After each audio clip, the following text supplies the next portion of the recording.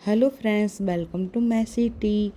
तो गाइज आज हम डिस्कस करने वाले हैं सपना चौधरी को, जो कि यूट्यूब पर वीडियोज़ बनाती हैं और सबको इनके बारे में सब कुछ नहीं पता है। जो नई ऑडियंस है तो मैं उनको उनकी पूरी स्टोरी बताती हूँ। तो इनकी शादी हुई थी सूरज चौधरी के साथ, जिनकी डेथ हो गई थी कोरोना में। उसके बाद इनकी शादी इनके ससुराल वालों ने करवा दी, इनके देवर से। एंड फिसी फिसी तो लगता था, क्योंकि इन्होंने अपने देवर को पहले रिंग वगैरह गिफ्ट की थी और उन्हें लगा होगा कि अब बच्ची भी हो गई थी ना सूरज से, तो उन्हें लगा होगा कि अब करा देनी चाहिए। बहू घर में रहे तो ज़्यादा अच्छा होता है ना। सारे लोग ये चाहते हैं कि हमारी बहू हमारे घर में रहे, बाहर ना जाए। और हमारे घर में कुछ ऐसा हो गया है और बेटा अगर छोटा है तो करा देते हैं लोग शादी हमारे समाज में। तो उन्होंने भी बड़ी सिंपल तरीके से शादी करा दी स्नैपी की राजवीर जी के साथ। अब राजवीर जी की भी डेथ हो गई अनफॉर्चुनेटली, और ये दुनिया में किसी लड़के के साथ ना हो जो उसके साथ हुआ है। बहुत बुरा हुआ। लेकिन इसने क्या किया, इसने ना किसी की इज्जत नहीं रखी। द रॉट डिलीट कर दिया।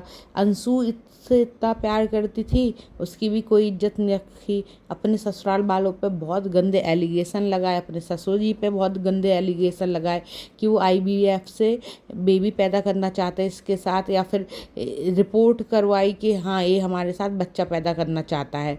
एंड वो मारते हैं, वो अपनी सास को मारते हैं। मतलब फुल ऑन ड्रामा किया इन्होंने सोशल मीडिया पर रो रो के। और ये फंस भी जाती हैं, अपने ब्लॉग से ही फंस जाती हैं। एक ब्लॉग में ये बता रही थी कि इन्हें मारा गया और वो दिखा रही थी उनके ब्लॉग में। फिर बाद में पता चला कि उनको ड्रिफ्ट्स वगैरह लगी थी, उसके निशान थे।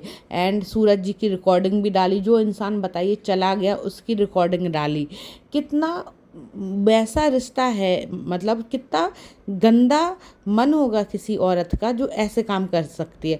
इतना गंदा मन है ना इसका। और इसको अपने मायके वाले तो कोई दिखता नहीं है। इसका छोटा भाई लड़कियों को छेड़ता है, बेजवानों को परेशान करता है, वो नहीं दिखता है। लेकिन पड़ोसी दिखता है, जो बूढ़े माँ बाप जो अंकल आंटी का सपोर्ट कर रहे हैं वो दिखते हैं। अब उसने कोई भी गंदी तरीके से इनसे बात नहीं करी, कुछ भी नहीं किया।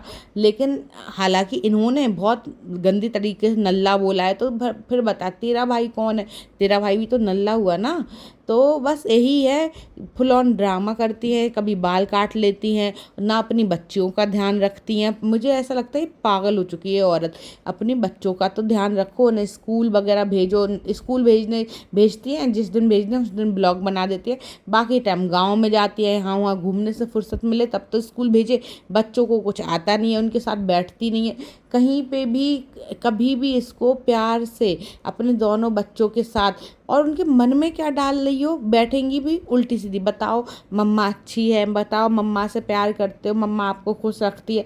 नहीं, बच्चों को ये सब बताने की ज़रूरत नहीं होती है। बच्चे अपने आप माँ के साथ हमेशा खुश रहते हैं अगर आप खुश मिजाज रहती हैं। इनके लिए तो मेरी बस यही एडवाइस है कि बहन, सोशल मीडिया सब कुछ नहीं होता है। अगर आपके साथ कुछ गलत हुआ है तो आप लीगली जाइए।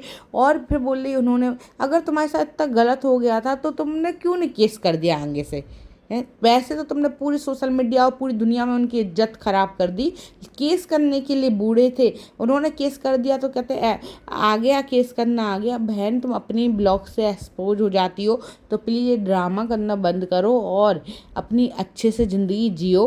और उस पड़ोसी ने क्या बिगाड़ा है तुम्हारा? सिंपली बात तो बोल रहा है, जो तुम बोल रही हो उसका रिप्लाई दे रहा है। और अंकल आंटी की बात रही जितनी भी, तो अंकल आंटी डालेंगे ना तुम पे केस कि भैया उस पर तुमने इनडायरेक्टली सेक्सुअल हरेसमेंट का इल्ज़ाम लगा दिया, डोमेस्टिक वायलेंस का इल्ज़ाम लगा दिया। तो आदमी तो, और तुम अगर वो कुछ बोलते हो तो तुम बोल देती हो कि नहीं मैं तो मर जाऊंगी, बच्चों को लेकर मर जाऊंगी।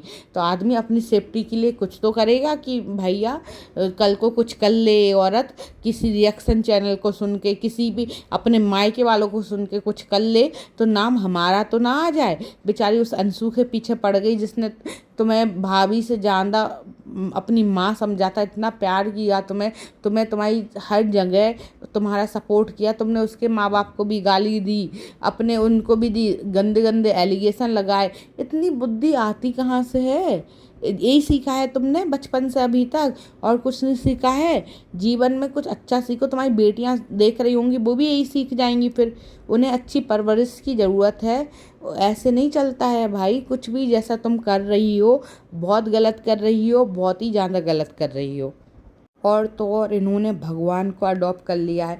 अब भगवान घर में लाई हो तो हिम्मत रखो, जाओ केस लड़ो, प्रूव करो कि तुम ऐसा कुछ नहीं करोगी। लाइफ में आगे बढ़ रही हो तो आगे बढ़ो, नहीं बार बार आना है। बात बस ये है गाइस कि इनके व्यूज नहीं आते हैं तो ये बोरा जाती हैं। बस बात इतनी सी है कि इनके व्यूज नहीं आते हैं तो ये औरत हो जाती है पागल। इसको लगता है मैं कुछ भी बोल दूंगी, मेरे एकदम से सिंपैथी वाले ब्लॉग बना दूंगी, एकदम के व्यूज आ जाएंगे, मुझे क्या, दुनिया जाए भाड़ में। ऐसा पैसा नहीं फलता है। बच्चों को भी अपने क्या सिखा रही हो, कल को वो बड़े होके सुनेंगे तुम्हारी बातें, भैया क्या सोचेंगे वो तुम्हारे बारे में। सब सिर्फ एक साइड की स्टोरी मत देखो कि वो अपने दादा दादी को गलत समझेंगे, इसको गलत, उनने ऐसा किया।